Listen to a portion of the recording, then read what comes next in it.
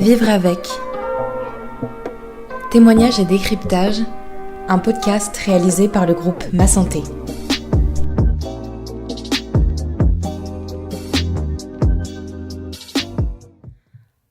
Alcool, tabac, cannabis, ecstasy, LSD, on pourrait en citer bien plus. Les drogues sont des substances addictives qui modifient notre manière de penser, de percevoir et d'agir. Elles peuvent avoir des effets stimulants, anxiolytiques ou hallucinogènes. Mais dans tous les cas, elles représentent un réel danger pour notre santé, d'autant plus si on les consomme jeunes.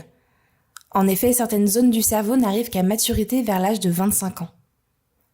L'addiction n'est pas qu'un simple trouble, c'est une maladie, souvent incomprise et qui cache une réelle souffrance. Alors, pour y voir un peu plus clair, j'ai échangé avec Léo, 21 ans, qui a accepté de parler de ses addictions, et Yann Botrel, addictologue. Vivre avec une addiction, un épisode de Ma Santé, réalisé par Fiona Guattieri.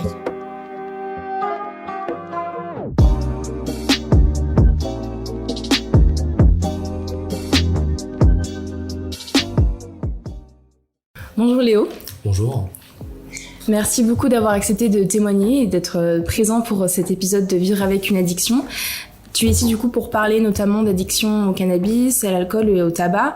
Mais avant toute chose, est-ce que tu peux nous parler un peu de ton rapport avec ces substances avant même que toi tu tombes dans l'addiction? Est-ce que c'était quelque chose autour de toi qui était analysé ou au contraire très interdit? Est-ce que tu étais sensibilisé au risque? Alors c'est un peu spécial. Je sais que pendant toute ma jeunesse, adolescence, je parlais de moi dans le futur, je me disais mais jamais de ma vie je vais fumer, jamais de ma vie je vais boire avant 21 ans. Et puis le cannabis c'était même pas dans un coin de ma tête. Que j'ai mon père qui travaille dans la sécurité routière et c'était pas du tout dans un coin de ma tête. Ah oui, c'est des choses qui sont complètement du côté de mes parents. C'est banni, c'est interdit. Vers quel âge et dans quel contexte un peu t'as commencé justement à toucher à l'alcool, la cigarette L'alcool et le tabac, je sais que j'ai commencé assez tôt parce que je viens d'une région où les gens boivent beaucoup, il y a beaucoup de gens qui fument et en fait on s'en rend pas compte mais on tombe vite dedans sans spécialement s'en rendre compte en fait. Ouais. T'es embarqué par un tel, par une personne, voilà, tu fais ta première soirée, puis t'en as un qui dit tiens, viens boire un coup, et puis un, deux, hop, bon, voilà. Au début, tu vois pas trop le mal. Voilà, ouais. c'est ça, tu vois pas le mal du tout. Tu tombes dedans gentiment, et puis tu t'en rends pas compte. Puis le tabac, c'est pareil. Première fois que j'ai bu, je devais avoir entre 14 et 15 ans. Et c'est un copain qui m'appelle un soir, on sort les deux dans le village où j'habite. Et puis oui, il avait pris un pack de bière, donc voilà, tu bois quelques bières le soir, tu rentres chez toi, t'es un peu, c'est compliqué. Ouais. Tu te dis, bizarre un peu l'effet, mais voilà. Et puis le tabac, j'ai commencé à fumer, j'étais en fin de troisième. Est-ce que tu as le sentiment finalement que t'es tombé dans un cercle vicieux un peu comme ça, ou est-ce que il y avait aussi un peu une raison pour laquelle tu commençais à consommer ces substances et que t'as commencé et continué? Il y a surtout une raison pour laquelle ça s'est amplifié, mais non, au départ c'est vraiment avec des copains, en fait je voyais pas le vice arriver. Donc j'ai pas l'impression, il y a vraiment un moment où je sais que j'ai passé un cap, mais en tout cas pour l'alcool et le tabac, je voyais pas le vice en fait arriver. Qu'est-ce qui te donnait envie de continuer? Quels étaient les effets qui faisaient que toi, t'avais envie de continuer? Au début, tu voyais pas ce vice, tu voyais pas un peu comme toute substance que les gens peuvent prendre, t'es addict plus à l'effet. Et puis non, c'est l'envie de retrouver cet effet-là, parce que quand tu fais des soirées, que tu commences à boire, tu rentres un peu dans en fait, t'as l'impression de débloquer une autre facette de ton cerveau. Je sais pas si c'est compréhensible. Mais non, en fait, t'as l'impression d'être transporté sur un truc et tu te dis, attends, mais j'ai jamais été comme ça. Et est-ce que t'avais le sentiment, alors évidemment si tu l'as eu, c'est bien évidemment éphémère et c'est que sur le moment c'est qu'une illusion, mais est-ce que t'avais l'impression que ça t'aidait sur des problématiques? Est-ce que ça t'aidait sur toi? Est-ce que tu continuais à consommer ces substances parce que c'était une manière pour toi d'avoir un échappatoire ou quoi que ce soit? Ouais, j'ai eu cette période-là, j'ai eu des gros problèmes familiaux, j'ai eu des grosses embrouilles avec mes parents. Et je sortais le soir, j'ai des copains qui... moi j'avais déjà 18-19 ans, et j'ai des copains qui avec qui on sortait le soir, et puis on va manger, on fait un barbecue, hop, tu bois un coup, 2, 3, 4, 5, et puis après on t'amène le digestif, tu tapes la bouteille de digestif avec un pote, et puis tu rentres chez toi, enfin tu sais plus comment tu t'appelles, quoi. Mais sur le moment, tes problèmes ils s'en vont parce que tu penses à autre chose, tu vois, t'es avec des gens, en fait. C'est pas le fait de boire, enfin en tout cas pour moi c'est pas l'alcool qui fait que j'y pense plus, c'est le fait d'être avec des gens. Oui, c'est tout un contexte aussi. C'est ça en fait, c'est surtout le contexte. Ok. Et est-ce que t'as mis du temps avant de voir les effets dévastateurs que ça pouvait avoir sur toi, sur ta santé, sur ton développement personnel, pro aussi? Au début j'étais aveugle complet, je dis non mais c'est bien, c'est pas pour moi, c'est que pour les autres, tu vois, c'est dans le déni en fait. Donc j'ai fumé beaucoup pendant mes études. Et quand je rentrais chez mes parents, je fumais pas parce que mes parents m'ont chopé en train de fumer un joint. Voilà, je suis rentré, j'avais fumé l'après-midi, je suis rentré chez moi, j'étais explosé et mon père et ma mère m'ont chopé. Okay. Et mon père m'a dit le jour où je trouve du shit à la maison, t'es dehors. Donc chez mes parents, je fume pas. Ok. Et quand j'étais à Lyon, je rentrais le week-end, je fumais pas le week-end. J'étais irritable pour rien.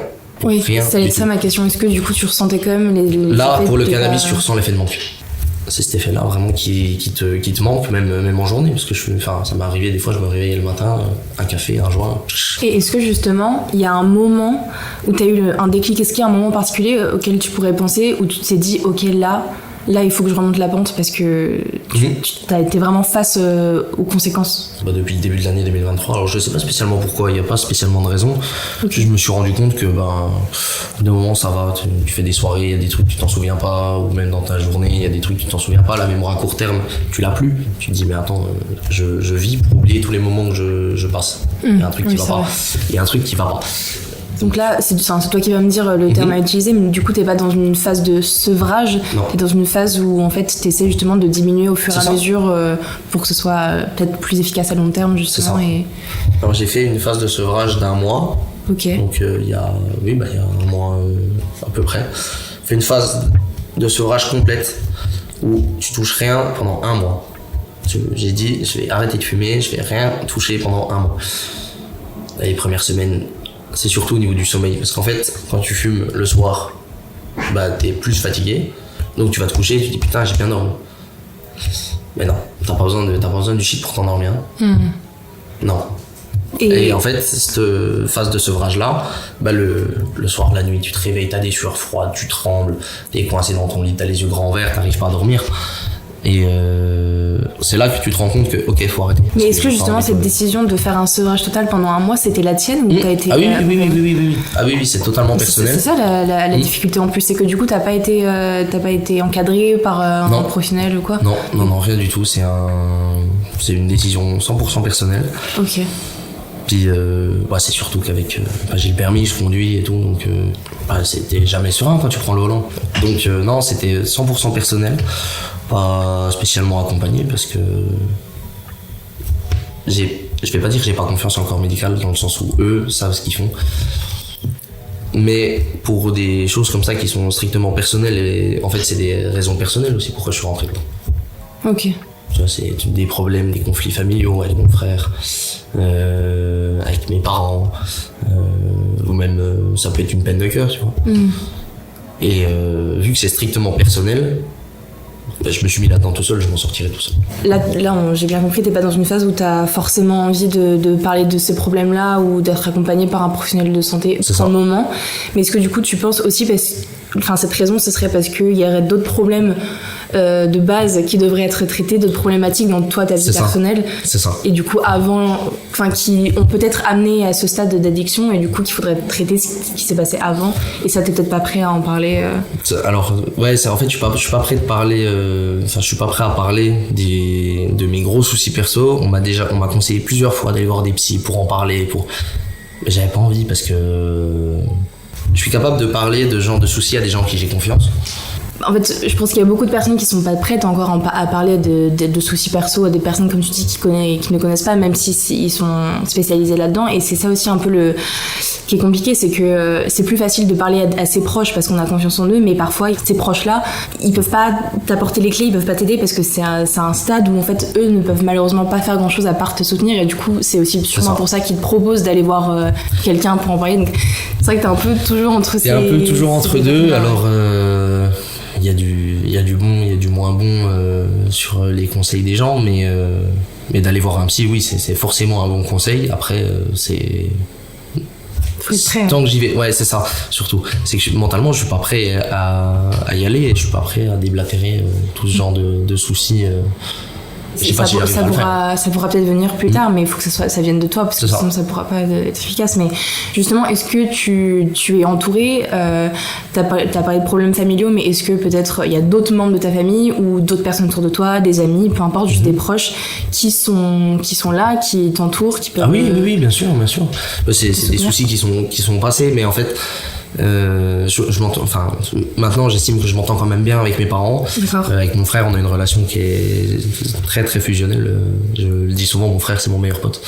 Donc voilà, maintenant tous ces soucis-là sont passés, mais en fait il y a des fractures qui sont tellement grandes et c'est des plaies qui restent ouvertes. Donc en fait je me suis construit là-dessus.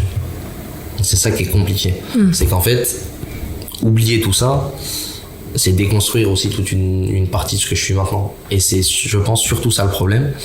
Quelles étaient les réactions de tes proches quand ils voyaient, peut-être quand tu étais dans une phase vraiment compliquée où tu consommais beaucoup, où ça avait pas mal d'effets sur toi, sur ta vie perso, même peut-être tes entourages? Quelles étaient leurs réactions? Peut-être du coup de tes parents, t'as parlé de ton père de base qui était... Enfin, pour lui, c'était interdit. Donc... Ah, c'est toujours interdit. Oui, je me doute. Ce qui en soi est... juste le discours est logique. Le discours est normal, hein. Oui. Je suis pas contre ça. Mais du coup, quelles étaient leurs réactions, que ce soit du côté plus de tes amis ou de ta famille, de devoir consommer Alors, du coup, mes parents m'ont jamais vu consommer. Ils m'ont chopé une fois un soir, mais ils m'ont jamais vu consommer. Et ils pensent que c'est que c'était que l'histoire d'une fois, ils savent pas tout le... Non, mes parents, ils l'ont su. Ils me l'ont jamais dit, mais ils l'ont su. Mon frère m'a déjà parlé de fois où mon père et ma mère parlent à table. Lui, il est à côté. Il parle du fait que je fume. Et ben voilà, ils le savent. Ils en parlaient pas ensemble. Je leur ai pas dit. Je leur en parle pas. Du coup, ils ont pas pu forcément te soutenir sur ça, puisque peut-être ils ont pas tout le contexte, t'en parles pas forcément avec eux. C'est ça. Quand j'ai besoin de parler de ce genre de choses, je vais trouver des gens. J'ai trouvé mon frère qui fume pas du tout. Quand il me voyait complètement fracassé, je sais qu'il était pas bien, parce que c'est jamais plaisant de voir en soirée, tu le vois, il fait que ça. Il y a des soirées où je sortais en soirée avec lui. J'étais avec mes potes, je roulais joint sur joint, je pourrais en fumer 12, 13 en une soirée, c'est un truc de fou. Moi, j'aime bien sortir, j'aime bien faire la fête. Et le souci, c'est que quand je fume pas, je bois, quand je bois pas, je fume. En regardant en fait les notes que j'avais quand je revenais de soirée, les notes de bar que j'avais, je regardais les notes, je me disais putain, c'est ok. Oui, il y a ça en plus, c'est vrai qu'on en a pas parlé, mais... Ah ouais, non, mais financièrement, c'est un gouffre. T'as une idée un peu de jusqu'à où ça pouvait monter sur certains mois? Sur certains mois, l'année dernière, j'estimais que je fumais raisonnablement. Je pense que j'étais à 250 balles de weed par mois. Ok. Et tu mets 50 € à 10 grammes. C'est ça justement, comment tu fais là, parce que du coup t'es dans un stade où t'essaies de ralentir ta consommation, comment tu fais quand t'es dans un cadre de soirée pour pas te laisser dépasser par l'envie d'en prendre plus? Ouais, en tout cas pour le cannabis, vraiment, l'envie ne vient même plus. Ok. En soirée. Et du coup pour l'alcool, comment tu fais pour essayer de pas dépasser justement la limite que tu te mets? Alors l'alcool, c'est très très très compliqué. Il y a un aspect social autour de ça. Ouais, déjà premièrement, mais la limite elle est très très compliquée parce que l'alcool c'est devenu une norme. J'ai fait des apéros pour tout et rien, pour tout puis rien. Non mais c'est vrai. Ouais. J'ai un copain qui a acheté un vélo et apéro. Tu vois? Non mais c'est un bon exemple. C'est un bon exemple. Ouais. Voilà. Et justement, est-ce qu'il y a quelque chose qui t'aide, qui t'a aidé, qui t'aide encore aujourd'hui pour essayer un peu de combler soit ce manque, soit ces effets? La bouffe.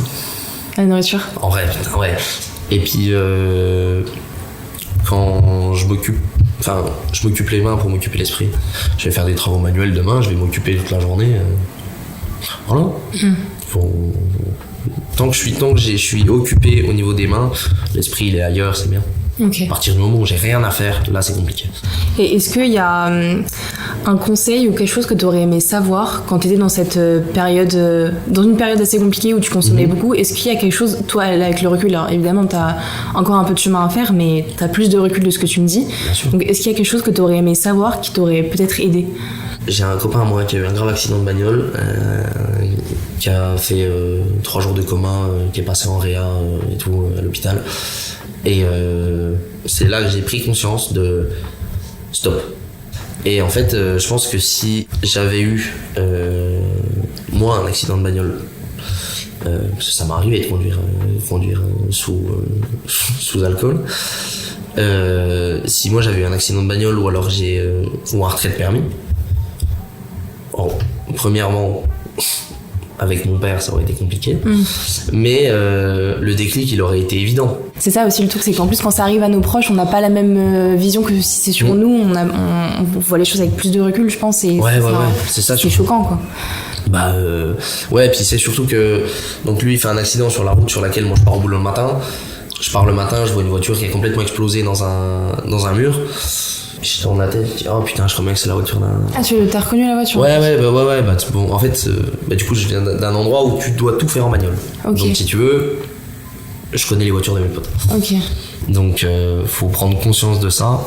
Et une fois que t'as pris conscience de ça, stop les conneries, ça va. C'est ça, est-ce que ce serait pas ça la première étape, c'est de prendre conscience, c'est ça. D'avoir le recul, et comme tu disais, par exemple, t'as pas la même perception des soirées, pas la même perception de ta consommation, pourquoi tu le fais, d'où ça vient, même si par exemple t'es pas forcément prêt à parler de tes problèmes personnels, tu sais que c'est lié aussi. Ah bah bien sûr. Donc ça c'est déjà la première étape de se rendre compte de ça. Et maintenant j'arrive à faire les soirées que je sais où je bois pas, c'est parce que je dis, j'envoie un message à mes potes, je dis bon les gars ce soir je vous emmène. Okay. Je fais la soirée avec eux. On se fait des soirées en boîte, on sort à 5h du mat. J'ai pas bu une goutte d'alcool. Mais oui, c'est une norme en fait. L'alcool au volant, il y a des gens pour qui c'est normal. Puis qui sont persuadés d'avoir le contrôle aussi. Bah écoute, merci beaucoup Léo d'avoir partagé ton parcours. J'espère que tout ça ne sera bientôt qu'un lointain souvenir. Oui, bah j'espère aussi. Je t'envoie toute ma force pour ça. Et merci encore beaucoup. Merci d'être venu pour cet épisode. Merci Fiona, c'est gentil.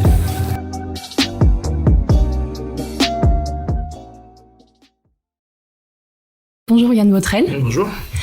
Est-ce que vous pouvez me dire à quel moment on dépasse le stade de la surconsommation, par exemple de cannabis ou d'alcool, et qu'on devient addict? Comment ça se manifeste? Alors il y a une méthode qui est assez simple et que j'aime bien, qui est la méthode des 4C. C'est ce qui permet de vérifier ou pas si on est dépendant, parce qu'on peut utiliser des produits parfois en trop grosse quantité sans pour autant développer de dépendance. On n'est pas tous égaux, donc ça se mesure. Donc c'est la règle des 4C. Si vous avez un décès, on va parler de dépendance. Il y a C comme contrôle, perte de contrôle. C'est si vous n'arrivez plus à maîtriser votre consommation. Par exemple, vous dites je vais boire un verre et puis finalement et la bouteille y passe quoi. Il y a cette perte de contrôle. Après il y a C comme compulsion, on peut pas s'empêcher d'utiliser le produit. Il y a un effet de soulagement immédiat quand on consomme, et après il y a ce qu'on appelle la descente, et la descente c'est la culpabilité. Et plus on avance dans l'addiction, plus on culpabilise. Si bien que si on vous dit arrête, ça donne encore plus envie de consommer, c'est encore pire. Après il y a C comme conséquence, on sait que c'est pas bon pour soi, pour la santé, pour le travail, pour plein de choses, pour le couple, mais ça suffit pas à arrêter, c'est pas un argument assez fort.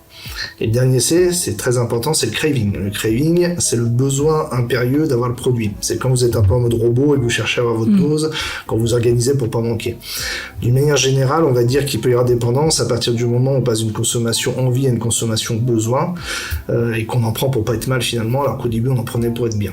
C'est un cercle vicieux finalement. Oui, c'est une mécanique complètement vicieuse, c'est ce qu'on appelle le renforcement négatif, c'est que plus on consomme, plus on culpabilise, plus on est mal, plus on consomme, plus on descend, etc. Et le corps s'accoutume évidemment. Est-ce qu'il y a une raison pour laquelle on devient addict à une substance? Qu'est-ce qui peut se passer par exemple dans notre cerveau? Oui. Alors c'est pas uniquement la rencontre entre un produit et un individu, l'addiction, c'est 3 facteurs en fait principaux. C'est la composante psychologique de la personne, ses forces, ses faiblesses. On parle de 15-20% de capital génétique, c'est-à-dire qu'il y a vraiment des terrains prédisposés. Et c'est pour ça d'ailleurs qu'il y a des familles qui sont particulièrement touchées par l'alcool par exemple.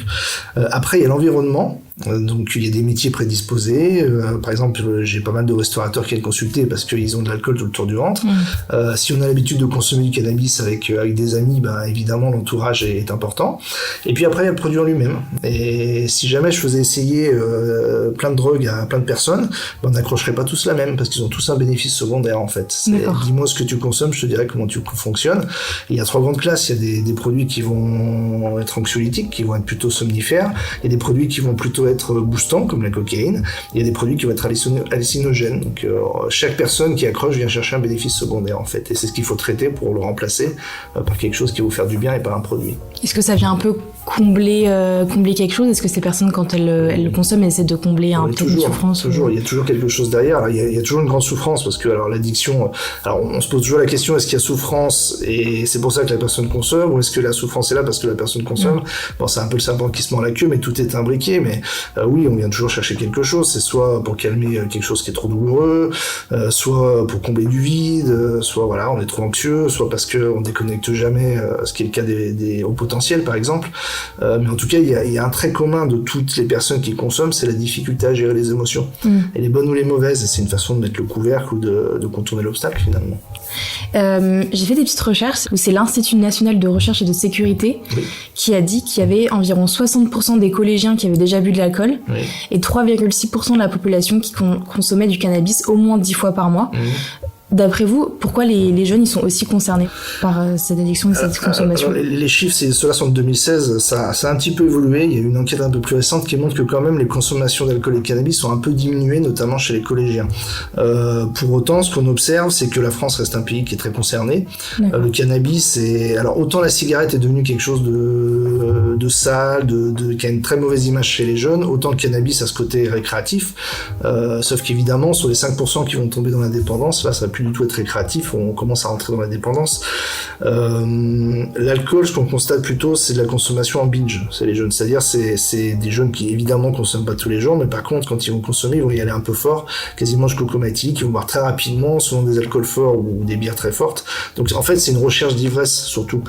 C'est l'idée de se mettre la tête à l'envers. Et on le retrouve aussi un peu sur le protoxyde d'azote, qui est quand même un nouveau produit où on recherche l'euphorie en fait. C'est très festif, et sauf que évidemment ça a des conséquences qui peuvent être dramatiques. Oui. Et vous rencontrez beaucoup de jeunes qui, au final, peut-être de base, cherchaient cet effet euphorisant, comme vous avez dit. Oui, c'est pas la majorité des cas, heureusement, on dit que c'est à peu près 5%. Mais pour autant, oui, moi je retrouve des jeunes qui sont en grande souffrance, qui sont parfois déscolarisés, ou parce qu'ils vont aller jusqu'à fumer 20-30 joints par jour, ou qui vont entrer dans l'alcool, ça va être rappel à d'autres produits. J'ai des jeunes de 16-17 ans qui sont tombés dans la cocaïne parce que c'est beaucoup moins cher qu'avant, et ça circule de partout. Il y a des dépendances aux médicaments. C'est souvent des profils de jeunes qui sont très anxieux. Encore une fois, j'ai souvent des profils au potentiel, c'est-à-dire qu'ils ont une activité cérébrale tellement intense qu'ils sont dans un état de souffrance et que c'est une façon de se calmer. Et puis parfois, c'est lié à un problème à la maison, ou il y a eu un problème dans la famille, un traumatisme ou quelque chose. Mais lorsqu'on a une consommation sur consommation chez des jeunes, voire même des très jeunes, il y a toujours quand même derrière, il y a de la question à se poser sur une comorbidité psychiatrique, c'est vrai qu'il n'y a pas derrière aussi une maladie mentale qui ferait que ça pousse à la consommation. On le retrouve chez des jeunes, par exemple, de 10-11 ans qui vont consommer de l'alcool, par exemple. Oui. Au début, vous avez parlé avec les 4C, par exemple, des conséquences que ça pouvait avoir sur la vie privée. Oui. Quelles autres répercussions vous remarquez qui reviennent assez souvent, généralement, chez les personnes L'addiction, c'est vraiment être asservi, quoi. Dissérer, en latin, ça veut dire être asservi. C'est la prison, c'est-à-dire qu'on va entrer dans un mécanisme qui vous aliène, où on va rechercher que le produit et qui, petit à petit, le corps s'accoutume, et ça peut faire des choses épouvantables. Alors, c'est très différent, en fait, d'un produit à l'autre, quand même, hein, les symptômes, mais il y a une étude qui a montré que la drogue, finalement, la plus dangereuse, si on mettait à la fois le côté physique, psychologique, social, c'était l'alcool en fait de très loin, et même devant la cocaïne ou l'héroïne. Donc dès qu'on rentre dans cette dépendance-là, souvent, alors ça fait des gens d'abord qui sont désociabilisés, qui pensent plus qu'à leurs produits, qui peuvent pas travailler, souvent qui vont perdre l'entourage parce que l'entourage en peut plus. Et puis après physiquement, si on parle de cannabis, chez des jeunes le cerveau est pas encore mature, donc jusqu'à 25 ans ça peut faire des troubles neurologiques, des problèmes de mémoire, et puis toutes ces problématiques cancéreuses. Et pour du plus long terme, l'alcool, ça peut être des accidents plus aigus avec des comas, ça peut être, et puis après évidemment ça attaque le foie, donc à long terme il y a des cancers du foie, des cirrhoses, des choses comme ça. Et qu'est-ce qu'on peut faire en fait si on tombe justement dans une addiction? Qui peut nous aider? Quels sont les moyens? Il y a une chose de sûre, c'est que c'est parfois très difficile à comprendre pour l'entourage, c'est qu'il n'y a que le patient qui peut se soigner. Et c'est parfois très frustrant parce qu'on voit des jeunes ou des moins jeunes qui sont dans des états de délabrement et on a l'impression que les gens meurent à petit feu sans pouvoir faire quoi que ce soit.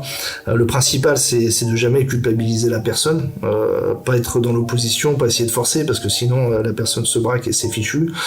Il faut vraiment inciter à consulter un professionnel de santé parce que c'est ça la solution. Quelqu'un avec qui le courant passe bien, parce qu'il faut qu'il y ait de la confiance, et ça peut commencer par le médecin traitant, mais ça peut être un psychologue, un psychiatre, un addictologue, même si les délais sont parfois un peu longs. Il y a toujours des solutions, qu'elles soient médicamenteuses, psychothérapiques, l'hypnose, il y a vraiment plein d'armes, mais il faut faire ce premier pas de consulter, et c'est souvent assez douloureux pour la personne, donc il faut pas la braquer quand même. Oui, il faut qu'elle souhaite elle-même aller mieux, et est-ce que la première étape, ce serait pas justement prendre conscience de ce problème à partir du moment où il y a la prise de conscience, souvent ça prend du temps. Il y a des gens, moi encore, qui vont me dire, mais moi je bois pas beaucoup, je bois une bouteille de whisky par jour, et donc il y a une forme de déni qui fait partie d'ailleurs de la maladie, on sait, d'un point de vue neurologique, et à partir du moment où on fait ce premier pas de consultation, souvent il se passe déjà quelque chose, il y a déjà une forme de déclic, et le but du thérapeute, ça va être de motiver la personne à arrêter, c'est-à-dire de mettre le point, de faire prendre conscience de la dépendance, mais en même temps de pas dramatiser, et puis d'expliquer qu'il y a des solutions. Et il y en a vraiment. Oui, heureusement d'ailleurs. L'addiction, c'est une maladie chronique, et on dit pas suffisamment parce qu'il y a un regard sur l'addiction qui est souvent un peu biaisé. Si vous cassez une jambe, on vous plaint. Si vous êtes addict, vous avez pas de volonté. Et l'addiction, c'est vraiment une maladie neurologique chronique. C'est comme si vous aviez le diabète, ça se guérit pas, mais ça se soigne très bien. Et donc ça, c'est important de comprendre qu'il y a un vrai mécanisme pathologique et que c'est pas uniquement de la volonté. Voilà, il y a un regard vraiment de la société à changer, y compris chez des jeunes, c'est une maladie, voilà, en tant que telle, et pas un vice ou un... Voilà. Oui, d'après vous, on peut pas vraiment guérir à 100%. On ne guérit pas, c'est-à-dire que moi, par exemple, je suis addict à la cigarette, j'ai arrêté il y a 10 ans, si j'en refume une aujourd'hui, je sais ce qui va se passer. D'un point de vue neurologique, ça va relancer tout le système. Pour l'alcool, pour les autres produits, c'est pareil, il y a des gens, on essaye de réduire au maximum les risques, mais par contre, souvent, on va essayer d'aller vers l'abstinence, qui est souvent la seule solution pour pas perdre le contrôle. Et une personne qui a été dépendante forte à l'alcool, par exemple, si elle reboit même 10, 15, 20 ans après, il y a de fortes chances pour que ça relance le mécanisme et qu'il y ait de nouveau une perte de contrôle qui peut aller très vite. Oui, c'est pour ça d'ailleurs qu'on connaît parfois des personnes qui font des rechutes. Absolument. Parce qu'elles peuvent arrêter pendant quelques années. Et ça fait souvent partie de la maladie d'ailleurs. Oui. Les rechutes, on en tire quelque chose et puis après on avance. Merci. C'est très intéressant. Merci. Merci à Léo, merci à Yann Botrel, addictologue à Lyon, et merci à vous de nous avoir écoutés. Pour recevoir de l'aide, Drogue Info Service a mis en place un service national d'aide à distance en matière de drogue et de dépendance par téléphone. Le numéro est anonyme et gratuit, ouvert 7 jours sur 7 de 8h à 2h du matin au 0 800 21 13 13. Prenez soin de vous et on se retrouve très vite pour le prochain épisode de Vivre avec.